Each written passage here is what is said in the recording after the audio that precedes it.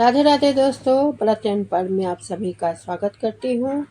नवरात्रि के तीसरे दिन आप सभी को ढेर सारी इसकी शुभकामनाएं। माँ दुर्गा की तीसरी शक्ति का नाम चंद्रघंटा है। नवरात्रि उपासना में तीसरे दिन की पूजा का अत्यधिक महत्व है और इस दिन इन्हीं के विग्रह का पूजन आराधना किया जाता है। इस दिन साधक का मन मणिपुर चक्र में प्रविष्ट होता है। लोकवेद के अनुसार माँ चंद्रघंटा की कृपा से अलौकिक वस्तुओं के दर्शन होते हैं, दिव्य सुगंधियों का अनुभव होता है तथा विविध प्रकार की दिव्य ध्वनियां सुनाई देती हैं। ये क्षण साधक के लिए अत्यंत सावधान रहने के होते हैं। माँ का स्वरूप परम शांतिदायक कल्याणकारी है।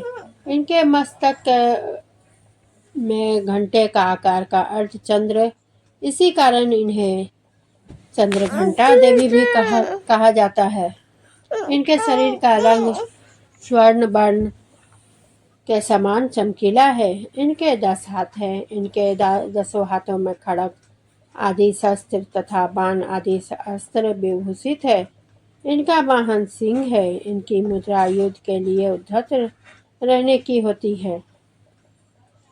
माँ चंद्रघंटा की कृपा से साधक के समस्त पाप बाधाएं विनष्ट हो जाती है। इनकी आराधना सद्य फलदायी है। माँ भक्तों के कष्ट का निवारण शीघ्र ही कर देती है। इनका उपासक सिंह की तरह पराक्रमी और निर्भय हो जाता है। इनके घंटे की ध्वनि सदा अपने भक्तों को प्रेत बाधा से रक्षा करती है। इनका ध्यान करते ही शरणागत की रक्षा के लिए इस घंटे की ध्वनि निनादित हो उठती है। माँ का स्वरूप अत्यंत सौम्यता एवं शांति से परिपूर्ण रहता है। इनकी आराधना से वीरता, निर्भयता के साथ ही सौम्यता एवं विनम्रता का विकास होकर मुख, नेत्र तथा संपूर्ण काया में कांति गुण की वृद्धि होती है। स्वर में दिव्य अलौकिक माधुर्य का समावेश हो जाता है। माँ चंद्रघंटा के भक्त और उपासक जहाँ भी जाते हैं, लोग उन्हें देखकर शांति और सुख का अनुभव करते हैं। माँ के आराधक के शरीर से दिव्य प्रकाशयुक्त परमाणुओं का अदृश्य विकिरण होता रहता है। यह दिव्य क्रिया साधारण चक्षुओं से दिखाई नहीं देती, किंतु साधक अपने उसके संपर्क में आने वाले लोग इस बात का अनुभव भली भांति करते हैं। विद्यार्थियों के लिए माँ साक्षात विद्या प्रदान करती हैं। वहीं देवी साधक की सभी प्रकार से रक्षा करती हैं। हमें चाहिए कि मन, वचन, कर्म एवं काया को विहित विधि विधान के अनुसार पूर्णतः परिशुद्ध एवं पवित्र करके चंद्रघंटा के शरणागत होकर उनकी उपासना आराधना में तत्पर हो। उनकी उपासना से हम समस्त सांसारिक कष्टों से मुक्त होकर सहज ही परम पद में अधिकारी बन सकते हैं। हमें निरंतर उनके पवित्र विग्रह को ध्यान में रखते हुए साधना की ओर अग्रसर होने का प्रयत्न करना चाहिए। उनका ध्यान हमारे इलाके और परलोक के लिए परम कल्याणकारी और सद्गति देने वाला है। हालांकि इन सब क्रियाओं का प्रमाण हमारे पवित्र धर्म ग्रंथों में कहीं नहीं मिलता। देवी देवताओं के मूल एवं साधना की सही विधि तत्वदर्शी यानी संत ही बता सकते हैं। ऐसा हमारे में पवित्र धर्म ग्रंथों प्रमाणित करते हैं। प्रत्येक सर्वसाधारण के लिए आराधना योग्य यह श्लोक सरल और स्पष्ट है। माँ जगदम्बे की शक्ति और भक्ति पाने के लिए इसे कंठस्थ कर ले। नवरात्रि में तृतीय दिन इसका जाप करना चाहिए। माँ चंद्रघंटा को नारंगी रंग प्रिय है।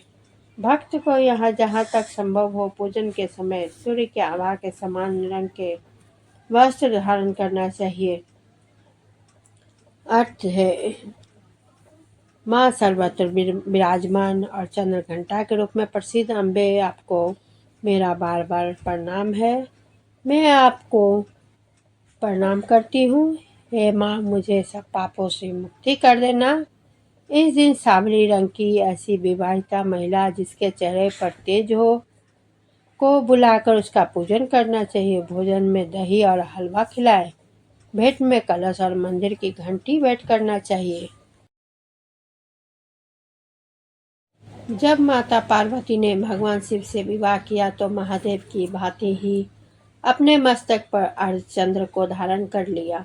यह अर्धचंद्र मंदिर के घंटे के समान जैसा प्रतीत हो रहा था, इसलिए माता को चंद्रघंटा के नाम से पुकारा जाने लगा। एक समय की बात है जब देवताओं और दानवों में भीषण युद्ध चल रहा था।